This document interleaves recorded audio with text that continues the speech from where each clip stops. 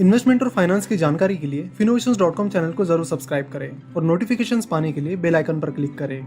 नमस्कार, आज हम बात करने वाले हैं 2020 के अब तक के सबसे बड़े स्टॉक मार्केट और अकाउंटिंग फ्रॉड के बारे में। वायरकार्ड नाम की जर्मनी की एक पेमेंट प्रोसेसिंग कंपनी है जिसके ऑडिटर अर्नस्ट एंड यंग ने 18 जून को कुछ ऐसा कहा कि उससे जर्मनी का पूरा फाइनेंशियल मार्केट हिल गया। वायरकार्ड के ऑडिटर अर्नस्ट एंड यंग ने कहा कि उन्हें कंपनी के अकाउंट्स में $2 बिलियन नहीं मिल रहे हैं और उन्हें यह भी शक है कि शायद ये पैसा एग्जिस्ट ही नहीं करता है। इस पूरे मामले के बाद कंपनी के सीईओ ने रिजाइन कर दिया है और कंपनी ने इंसॉल्वेंसी के लिए फाइल किया है। जैसे स्कैम के बारे में पता चला, कंपनी की शेयर प्राइस जो 2-3 साल पहले 180 यूरोस थी और ये स्कैम बाहर आने से पहले यानी 18 जून से पहले 104 यूरोस थी, वो अब गिरकर 6 यूरोस पर आ गई है। कंपनी के जो शेयर होल्डर्स जिन्हें स्कैम के बारे में पता नहीं था, उन्हें काफी ज्यादा नुकसान हुआ है। पर बड़े लेवल के स्कैम्स और फ्रॉड्स यूं ही नहीं हो जाते, वो काफी लंबे टाइम से चल रहे होते हैं। टाइम टू टाइम उसके इंडिकेशंस भी मिलते हैं, लेकिन जनरली लोग उन्हें नजरअंदाज करते हैं। चलो तो समझते हैं कि वायरकार्ड का ये पूरा मामला क्या है और कैसे और क्यों इस स्कैम को किया गया।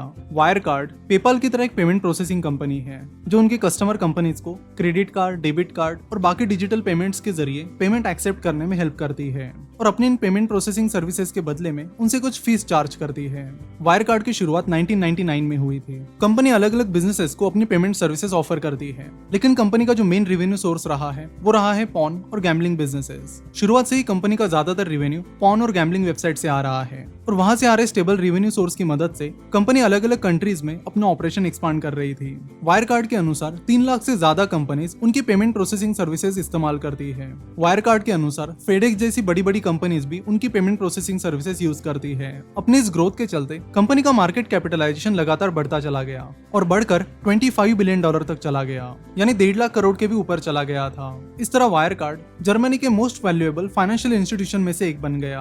वायरकार्ड की ये सक्सेस स्टोरी जर्मनी के लिए एक बहुत बड़ा सक्सेस था। एक साइड कंपनी की अच्छी खासी ग्रोथ चल रही थी, वहीं दूसरी ओर यूके का फाइनेंशियल न्यूज़पेपर फाइनेंशियल टाइम्स लगातार वायरकार्ड और वायरकार्ड के मैनेजमेंट पर आरोप लगा रहा था कि वायरकार्ड की जो अकाउंटिंग प्रैक्टिसेस है वो बहुत ही डाउटफुल है। ऐसे एक नहीं कई सारे आरोप फाइनेंशियल टाइम्स वायरकार्ड पर लगा रहा था, लेकिन जर्मनी की फाइनेंशियल सुपरवाइजरी अथॉरिटी बैफिन ने उस पर ध्यान नहीं दिया। तो सवाल ये आता है कि अगर कंपनी का सब कुछ सही चल रहा था तो कंपनी ने ये स्कैम क्यों किया।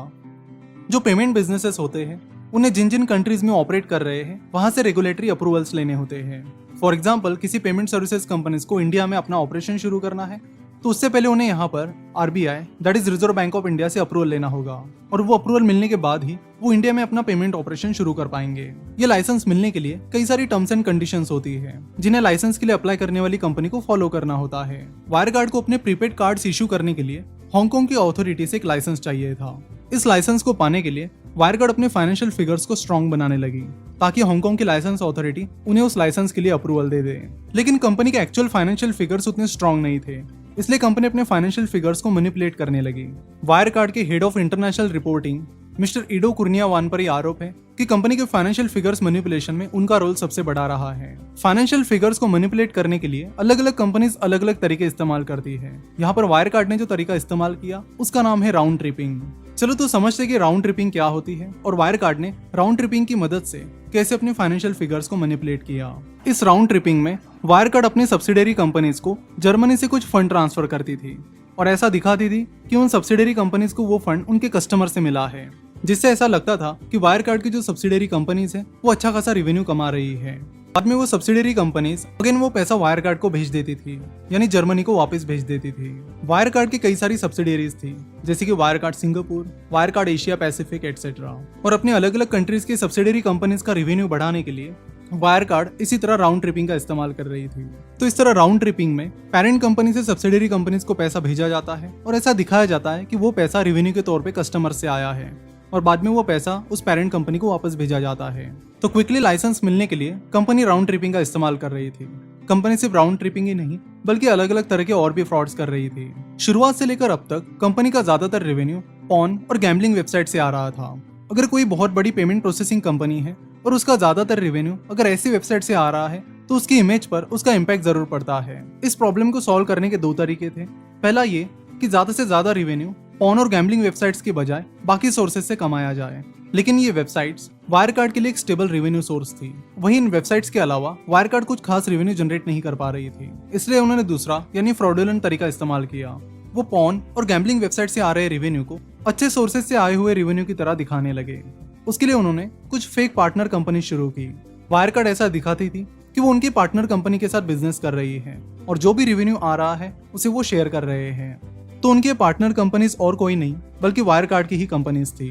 तो अपने इस काम के लिए उन्होंने फेक पार्टनर कंपनीज बना ली और वो पॉर्न और गैम्बलिंग वेबसाइट्स को उन फेक पार्टनर कंपनीज के जरिए सर्विस प्रोवाइड करने लगे। तो जो भी रेवेन्यू कंपनी को पॉर्न और गैम्बलिंग वेबसाइट से आ रहा था उसे कंपनी पार्टनर कंपनी से आया हुआ रेवेन्यू दिखाने लगी। इससे वायरकार्ड को लगने लगा कि उनका प्रॉब्लम सॉल्व हो गया है और इस तरह के एडजस्टमेंट से और वायरकार्ड की इमेज पर भी कोई असर नहीं पड़ेगा। अब बात करते कि ये फ्रॉड बाहर कैसे आया।